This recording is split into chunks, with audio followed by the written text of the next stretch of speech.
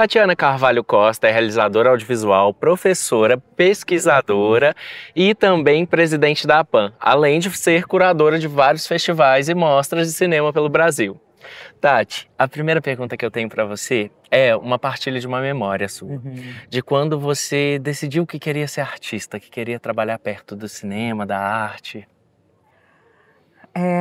Nossa, que pergunta! Eu nunca pensei sobre isso especificamente, mas me vem muito forte agora uma imagem de eu na frente da televisão, novinha, assim, sei lá, com 8, 9 anos, olhando para um filme e tentando entender como é que funcionava aquilo que me encantava tanto, assim. Acho que isso ali, não sei se foi onde eu decidi, mas é a memória mais longínqua que eu lembro de querer me aproximar de uma área, assim, de um lugar que ao longo do tempo eu fui trabalhando para estar nela.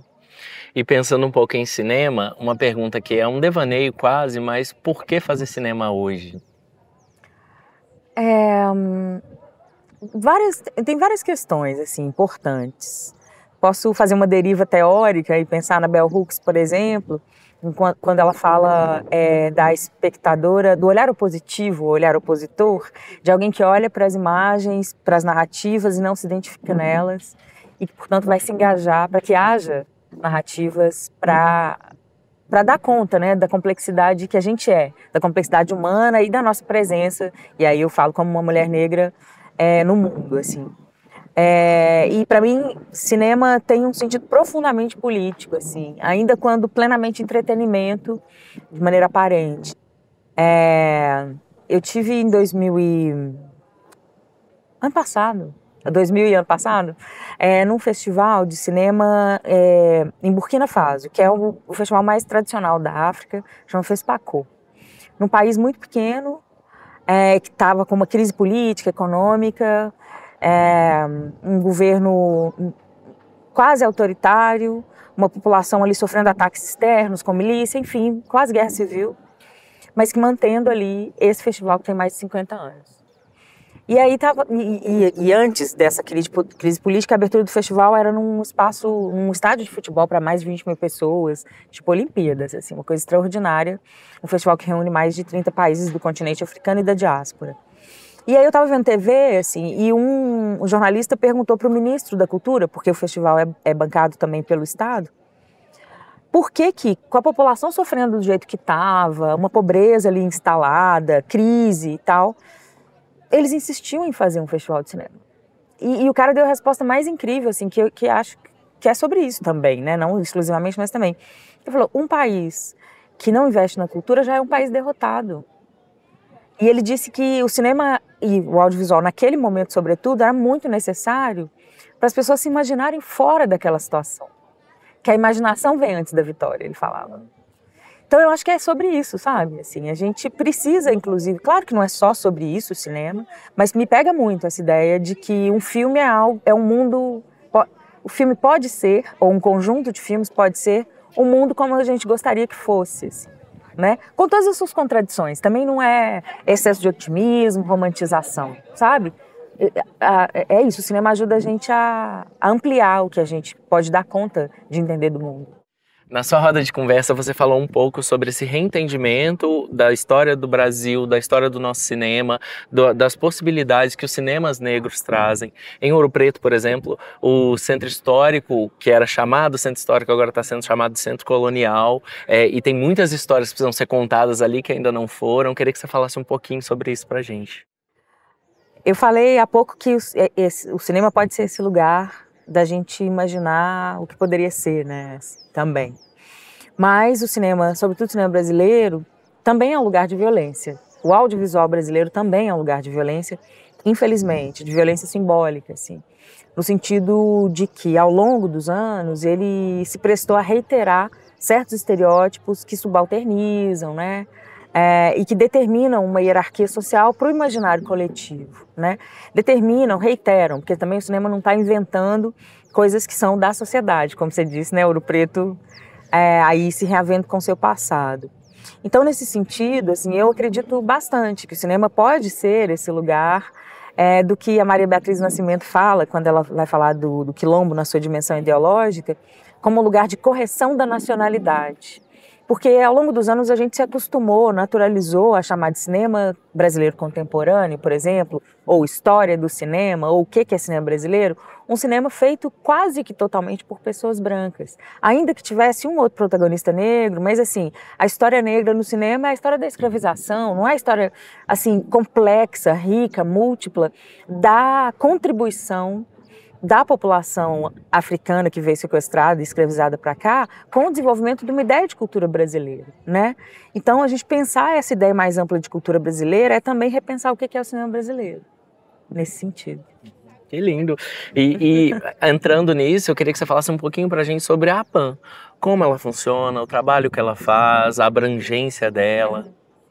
Bom, a APAN é a Associação de Profissionais do Audiovisual Negro, que reúne profissionais do país inteiro. A gente tem representação nas cinco regiões do país, né? A gente tem conselhos regionais.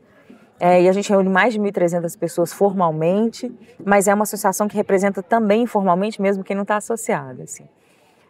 E a gente trabalha muito fortemente, porque a gente costuma dizer que é pela presença e pela permanência de profissionais, seja no ecossistema do audiovisual brasileiro, mas, sobretudo, presença e permanência das narrativas também para o imaginário coletivo, as narrativas produzidas a partir da perspectiva negra, que é uma perspectiva plural, assim, eu estou falando no singular, mas são várias possibilidades de existência, entendendo a nossa humanidade, nossas contradições, nossa multiplicidade, né?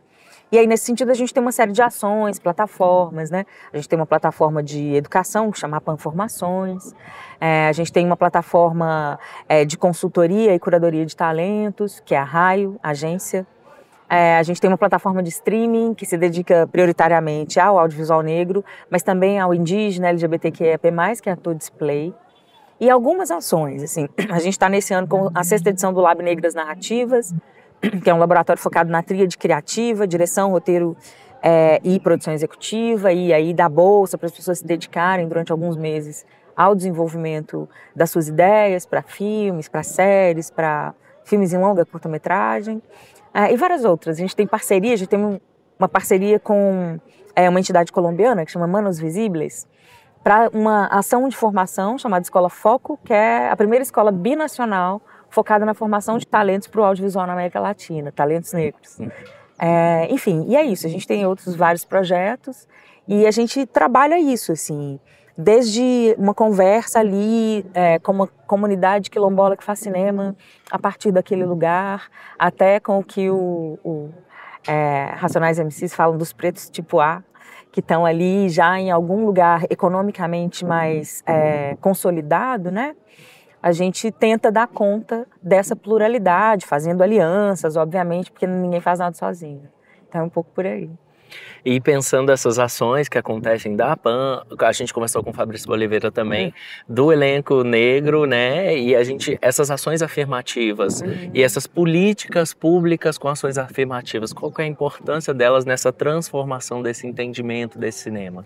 Sim, ótimo você ter falado isso, porque para pensar na presença e na permanência de profissionais e narrativas negras no país, a gente tem que pensar, obviamente, mecanismos para reparação histórica, porque a gente, né, se deixar a inércia tomar conta, é isso, é um país racista, é um país que, para determinados grupos sociais prosperarem, precisa dessa hierarquia racial, né, em que a branquitude domina aí de um jeito truculento, até sutilmente truculento.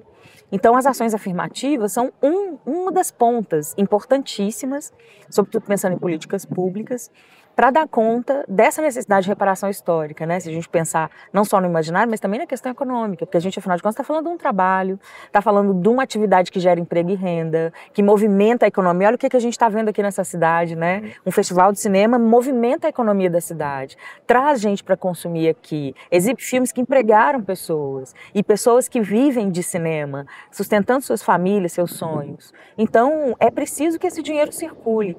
Pela normalidade, a tendência não é esse dinheiro circular entre pessoas negras. Então, ações afirmativas são importantes para que a gente dê conta de contar nossas histórias e dê conta de viver com dignidade fazendo isso. E a partir daí produzir cada vez mais, né? Exato, exato. Pra você ter uma ideia, assim, tem um dado ali, falando da questão econômica especificamente, num estudo realizado pela Ancine, que é um período pequeno, mas eu acho muito significativo, assim, entre 2018 e 2022, se não me engano, os filmes que receberam fomento público e que têm orçamento acima de 5 milhões de reais, mais de 90% deles são dirigidos e roteirizados por pessoas brancas, num país que tem 56% de pessoas negras. A conta não fecha. Não fecha. É excludente, assim. Se você pensar o que tem sido feito com dinheiro público nesse sentido a partir da Ancine, né?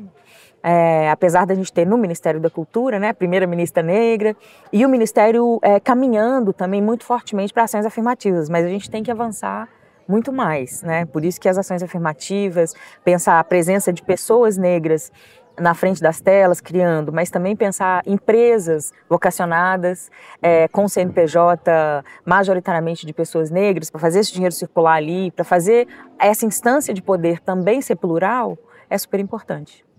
E pensando nessa pluralidade, a minha última pergunta para você é: que cinema você deseja, espera e necessita para o Brasil nesses próximos anos? Nossa, que pergunta de milhões. Eu acho que é um cinema que dê conta assim, do que é esse país, na sua pluralidade territorial, racial, de gênero, porque o cinema brasileiro tem sido um cinema identitário, branco, sudestino, né, de classe média, majoritariamente. Quando a gente reivindica pluralidade, a gente não está reivindicando um cinema identitário, a gente está reivindicando um cinema brasileiro. É o que a gente faz. Na PAN a gente tem até isso, assim, em algumas peças de comunicação que a gente usa. Cinema negro é cinema brasileiro. É por aí. Maravilha. Muito obrigado, Tati. Obrigado demais. Eu que agradeço. Bom demais conversar com você. Bom demais.